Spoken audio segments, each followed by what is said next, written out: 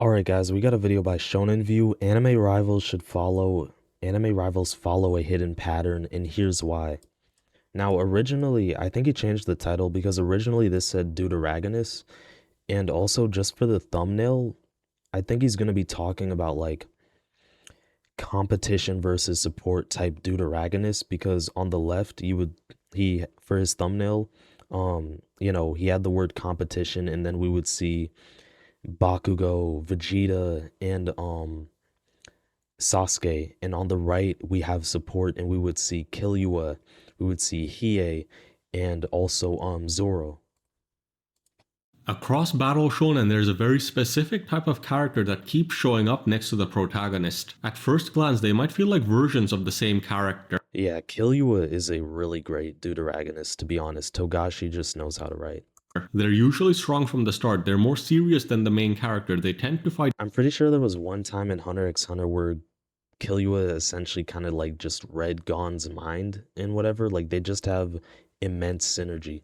Differently, and very often they end up being the second most important fighter in the story. So naturally they get grouped together as rivals, or sometimes the protagonist's right-hand man. But the more I kept thinking about this, the more it started to feel like something slightly different was happening here. Because of course, Sasuke doesn't actually function like Zoro, and Killua and Vegeta are Oh yeah, Sasuke and Zoro are completely different. Bro, that's one of the big differences between One Piece and Naruto, man.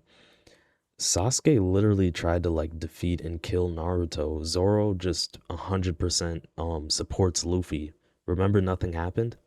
completely different as well. Even though all these characters belong to the same family of character archetypes, I feel they split into two very different narrative roles once their stories really get going. Some Yeah. of them exist to challenge the protagonist's position in the story, while others exist to support and stabilize it. And that difference turns out to affect way more than just their personalities. It actually changes how the entire story around the protagonist is structured. So before we look at why this split exists, the first thing we need to figure out is what connects these characters in the first place. Because as mentioned before, they're a part of the same archetype. I feel like for me personally, I probably prefer support type deuteragonist, kind of like Zoro, like Killua.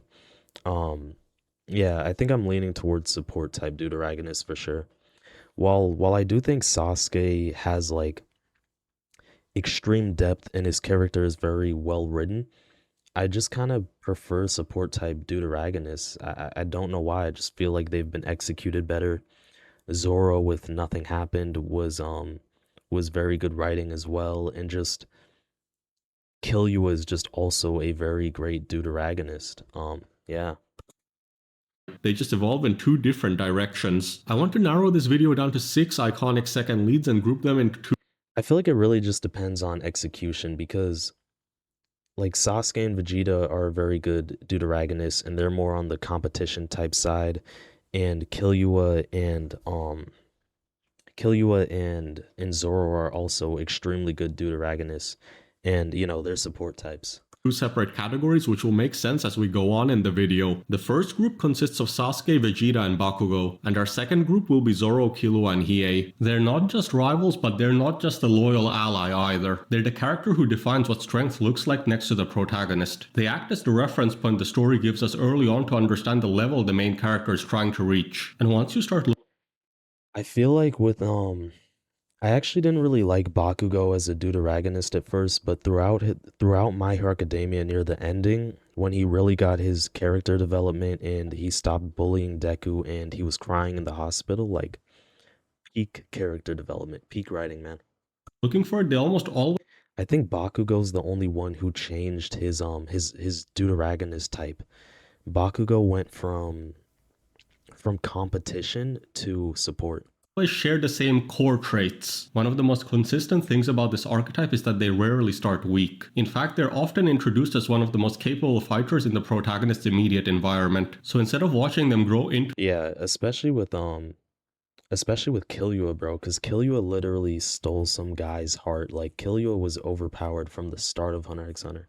their strength the way we do with the protagonist, we watch the protagonist grow toward them. They set the ceiling early, and that ceiling gives the story direction. Another thing these I'm not gonna be able to speak on Hiei too much because I haven't really gotten into Yu Yu Hakusho yet? Characters consistently do is show us what strength looks like if the protagonist made different choices. Most shonen MCs rely heavily on instinct. They fight more emotionally, they adapt mid-battle, and they trust people quickly. They move forward without overthinking. Meanwhile, this second character usually represents the opposite approach. They're not just strong for the sake of being strong, they're showing us an alternative philosophy of strength. Another pattern you start to notice is that these characters aren't usually chasing the same kind of dream as the protagonist. Main characters tend to have very clear symbolic goals. Naruto wants to become Hokage, Luffy wants to be the Pirate King, but a lot of these secondary leads are usually solving something more personal, whether it's related to pride, revenge, or freedom. Their journey isn't as much I hmm, I actually mostly agree for that, except Zoro, of course, because Zoro isn't solving.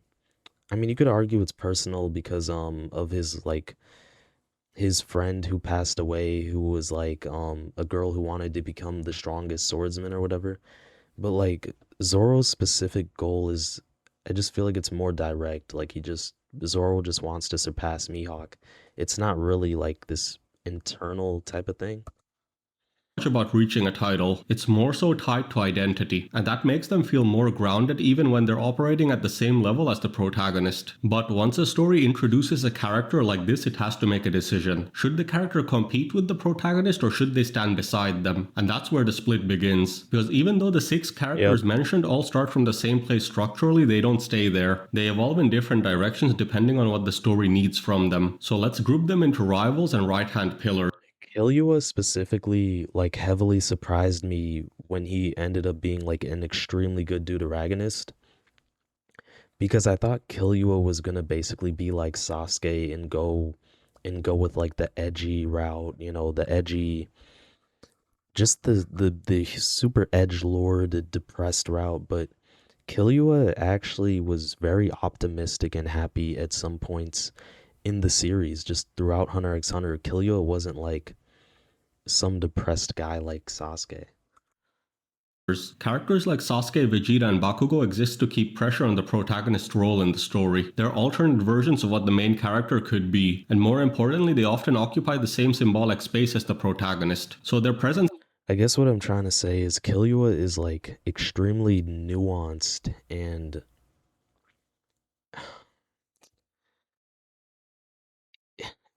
he's extremely nuanced. keeps asking the same question over and over again throughout the story. Why are you the main character instead of me? That tension becomes one of the main engines driving the narrative forward. Even in the moments where they're working together, the comparison never disappears. It's almost the whole point of their dynamic. These characters keep the protagonist's legitimacy slightly unstable on purpose, and that instability creates momentum. On the other hand, we have characters like Zoro, Killua, and Hiei, and they move in a completely different direction. Instead of competing with the protagonist's future, they reinforce it. For example, Zoro never Yeah. wants to become Pirate King. Their goals exist alongside the protagonist's path rather than overlapping with it. And that changes the kind of question they bring into the story. Instead of asking why the protagonist deserves to stand at the center, they ask something else entirely. What kind of person makes someone this strong choose to follow them? These guys aren't characters who need the protagonist necessarily. They choose them in a natural, authentic way. And that choice quietly strengthens the entire structure of the story around the main character. And if we go back to characters like Sasuke, Vegeta, I definitely agree with that, especially for a deuteragonist like Zoro. Like Zoro could be extremely independent. Zoro does not like need Luffy whatsoever. Um like I could just see Zoro just exploring by himself kind of like it's just like he doesn't need Luffy. and Bakugo for a second, there's always some version of overlap between their path and the protagonist's path. Whether it's Naruto and Sasuke's philosophical differences on what the shinobi It kind of feels like Zoro is a main character who just ended up being a side character, if that makes sense.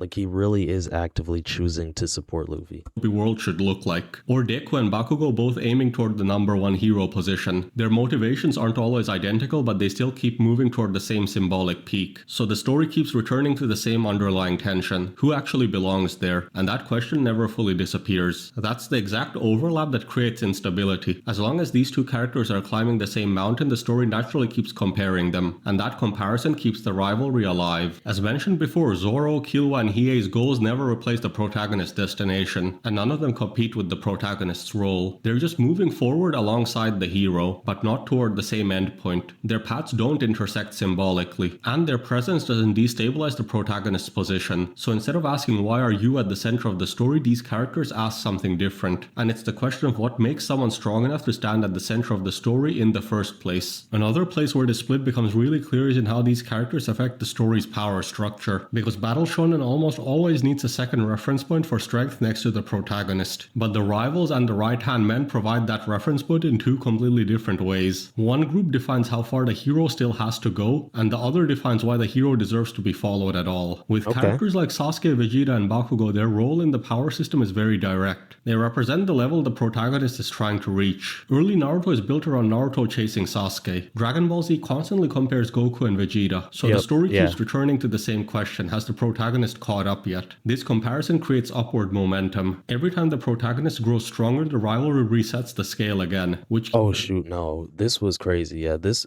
bro. upward momentum. Every time the protagonist grows stronger, the Bro, here, yeah, this was crazy, man. At the start of like Naruto Shippuden, Sasuke essentially not even just speed blitz Naruto, but I think he perception blitz Naruto because Naruto didn't even really like move. Like he's still standing in the same location, looking ahead or whatever, and Sasuke just pulls up like in a millisecond, bro. rivalry resets the scale again, which keeps the sense of progression alive, while with Zoro, Killua, and Hiei the function is almost the opposite. They aren't measuring how far behind the protagonist still is. These are characters who could easily operate independently, so when they choose alignment instead, Yeah. it strengthens the protagonist's position inside the story. Another place where the split becomes really noticeable is in how these characters handle emotion, because yes, both categories are more restrained than their protagonist, but the reason for that restraint is different in each case, and more importantly, the way their emotional arcs resolve is also very different. With characters like Sasuke, Vegeta, and Bakugo, emotional resolution usually comes through recognition. At some point, the story builds towards a moment where they finally admit something they've been resisting the entire time. It could be respect, dependence, or even inferiority. Vegeta acknowledging Goku changes their entire relationship. Bakugo apologizing to Deku reframes their history Yeah, this hit hard.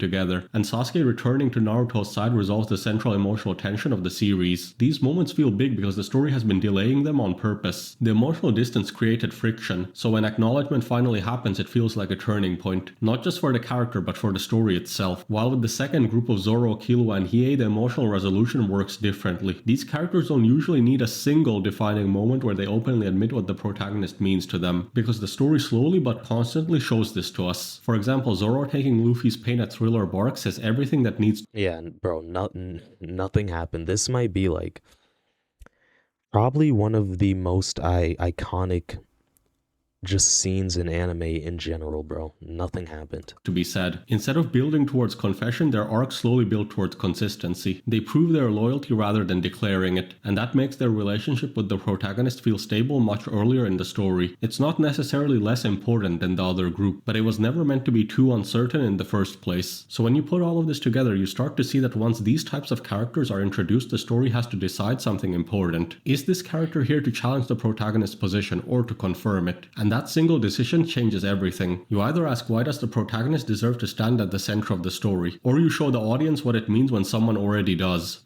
Yeah, honestly, man, I gotta start asking myself, for at least for new animes, like, is the Deuteragonist a support type or a competition type? Like, take Jujutsu Kaisen, Nobara, wait, actually no, Deuteragonist, so Megumi, right? Megumi Fushiguro. Hmm. I feel like he's a mix of both. Like he kind of supports Itadori, but he also has like a different ideology. Yeah, he's like a mix of both. It's a similar foundation but a different function. And once you start noticing that split, you begin to see it everywhere across Battle Shonen. Yep. Yeah, for sure. And peak examples, to be honest, I feel like he didn't delve into maybe Hiei too much, but that's fine. It's really just about the two types of Deuteragonists, right? Competition types versus support types. Now, for me personally, each type can be executed well and well written, but for me personally, I probably do just lean towards support types like Zoro, Killua, you know.